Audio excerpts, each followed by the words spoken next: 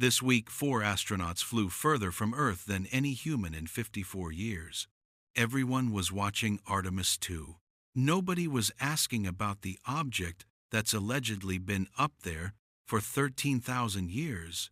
In 1998, during a Space Shuttle mission, NASA astronauts photographed something in low Earth orbit that nobody can fully explain. The photos are real. They're sitting in NASA's own public archive right now. You can look them up yourself. NASA's official explanation: a lost thermal blanket.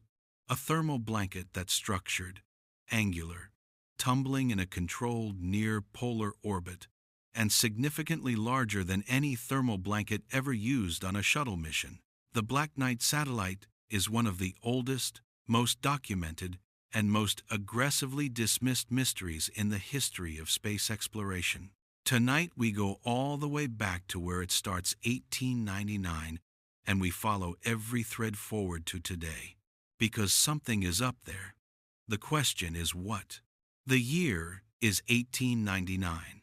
Nikola Tesla, arguably the most brilliant scientific mind of his generation, is conducting radio experiments in Colorado Springs. Tesla has built the largest Tesla coil ever constructed. He's transmitting and receiving radio signals at unprecedented power levels. And one night, he picks up something he can't explain. A repeating, rhythmic signal. Structured, consistent, coming from a direction that didn't correspond to any known terrestrial source. Tesla wrote about it in detail.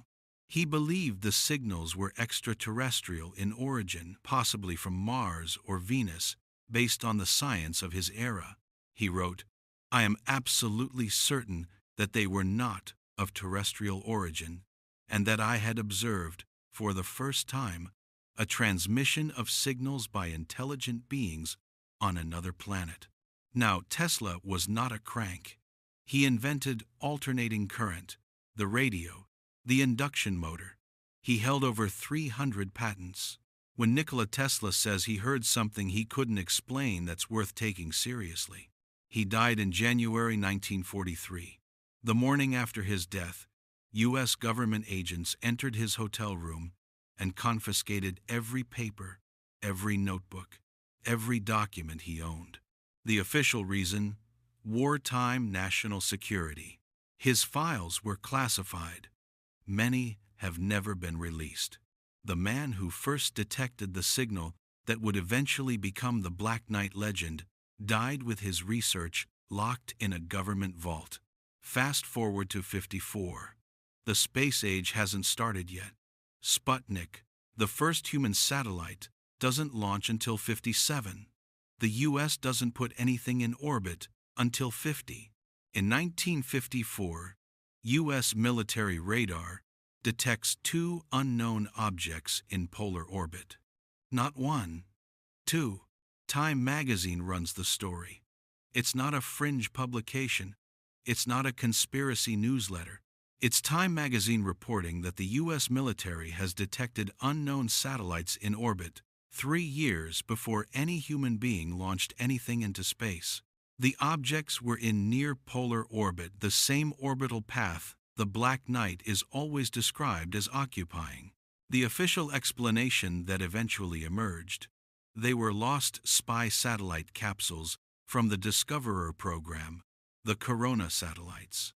2 capsules, Discoverer 5 and Discoverer 23, had their retro rockets misfire and ended up in unplanned polar orbits instead of returning to Earth. That's the official line. Here's the problem. Discoverer 5 launched in 1959. Discoverer 23 launched in 61. The radar contacts were in 54. The timeline doesn't work. The spy satellites that supposedly explained the 1954 contacts didn't exist yet. So what did the radar pick up in 1954? Nobody has answered that. Now here's where it gets genuinely strange. In the 20s, decades before any satellite existed, amateur radio operators around the world began reporting a bizarre phenomenon called long-delayed echoes. You'd transmit a signal and receive it back not immediately, as you'd expect from a normal echo, but seconds later, sometimes up to 15 seconds later. Standard physics has no good explanation for a 15-second radio echo. The signal would have to travel roughly 4.5 million kilometers and back. There's nothing out there to bounce it off. The echoes were reported globally. They were documented in the scientific journal Nature in the late 20s. They were real. In the early 70s, Scottish researcher named Duncan Lunan, working from a theory proposed by Stanford University professor Ron Bracewell, decided to graph the delay patterns of those 1920s echoes. What he found stopped him cold. The delay patterns, when plotted graphically, formed a recognizable star map. The map pointed to Epsilon Boötis, a binary star system approximately 203 light-years from Earth. But the map didn't just point to Epsilon Boötis as it appears in the sky today. It showed the star system as it would have appeared from Earth approximately 13,000 years ago. Lunan published his findings in the British Interplanetary Society's journal Spaceflight in April 1973, a peer-reviewed scientific publication.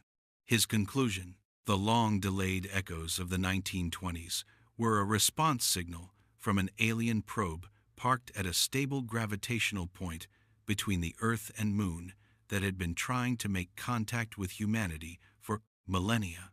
He later withdrew the specific star map interpretation after finding errors in some of the original 1920s data records.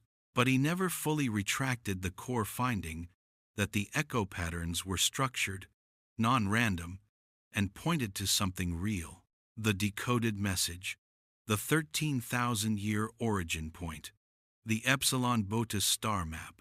That's where those details come from. A peer-reviewed paper, published in a legitimate scientific journal by a researcher who, to this day, stands by the core of his work. And then, December 1998, Space Shuttle mission STS-88, the first assembly mission for the International Space Station. Astronauts are outside the shuttle conducting spacewalks, attaching the first components of the ISS together. During the mission, astronauts photograph something. The photos are NASA ID numbers STS-0887-2466 through STS-0887-2470. You can find them right now in NASA's public archive by searching those ID numbers. I'm not asking you to take my word for it. Go look. What you will see is a large, dark, angular, asymmetrical object tumbling in low Earth orbit. It is not a natural object. It has structure. It has defined edges. It is clearly artificial. NASA's official explanation: it is a thermal blanket, a piece of insulating material lost during one of the EVAs on that mission. Now let's think about that explanation. Thermal blankets used on shuttle missions are flexible, lightweight insulating fabric. They don't have rigid angular structure. When lost in orbit, they tumble chaotically. They don't maintain a consistent profile across multiple sequential photographs. The object in those photos maintains structural coherence across the entire sequence. The object is also in near polar orbit, not the same orbit as the shuttle. The shuttle's inclination on STS-88 was approximately 51.6 degrees. A truly near polar orbit is 90 degrees or above. A lost thermal blanket from the mission would logically be in approximately the same orbital inclination as the shuttle that lost it. Independent researchers have noted the discrepancy for years. NASA has never directly addressed the orbital inclination question. And here's the final detail that nobody can explain away. NASA released some of the STS-88 photos publicly. Not all of them. The full sequence from that session has never been made publicly available. A thermal blanket would warrant no classification. there would be no reason to withhold any photos of a lost thermal blanket. So why aren't they all public? Let's be straight about what we know and what we don't. What we know as verified fact. Tesla documented unexplained radio signals in 1899. His papers were confiscated by the government on the day he died. Time magazine reported radar contacts with unknown polar orbit objects in 1954, 3 years before any human satellite existed. Long-delayed radio echoes were documented in Nature in the by-20s and have never been fully explained by mainstream science. A researcher published a peer-reviewed paper in 1973 claiming to have decoded those echoes as a star map pointing to Epsilon Boötis, with a 13,000-year origin date. NASA photographed an unidentified structured object in orbit in December 1998. Those photos are in their public archive. Not all photos from that session have been released. What we don't know, whether the 1954 radar contacts were something genuinely unknown or misidentified early hardware. Whether the 90s object is what conspiracy researchers say it is. What Tesla actually heard. 3 possible explanations researchers put forward. 1. It's accumulated mythology. Multiple unrelated anomalies. Tesla's signals, the radar contacts, the radio echoes, the 1,998 photos have been stitched together into a single narrative that doesn't hold up under individual scrutiny.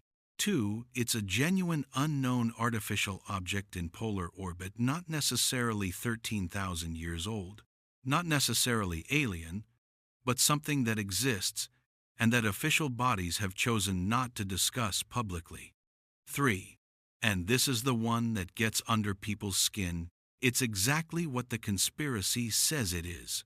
A probe, ancient, watching, parked in a stable orbit for longer than human civilization has existed, transmitting signals we decoded in the 1920s and have been quietly studying ever since. The Artemis II crew was behind the moon for 40 minutes this week with no communication. Whatever is in that near-polar orbit was up there the whole time. The Black Knight satellite is not a modern internet conspiracy. It is a 120-year trail of documented anomalies, from Tesla's Colorado Springs lab to a peer-reviewed scientific journal to NASA's own photo archive. Every individual piece has an official explanation. But when you lay all the pieces next to each other, the timeline doesn't work, the orbital mechanics don't work, and some of the photos haven't been released. Something is up there. It's been up there, according to the documented record, since before any human put anything in orbit. The question of what it is has never been officially answered. Drop a comment. Do you think the Black Knight is real? And what do you think the 1,998 NASA photos actually show? I want to know. Subscribe. The Artemis II video is live. The Dogman episode is up. The Sam Altman deep dive is up. New videos every week on the stories that go deeper than the headline. We've been looking up at the sky for 13,000 years. Something may have been looking back.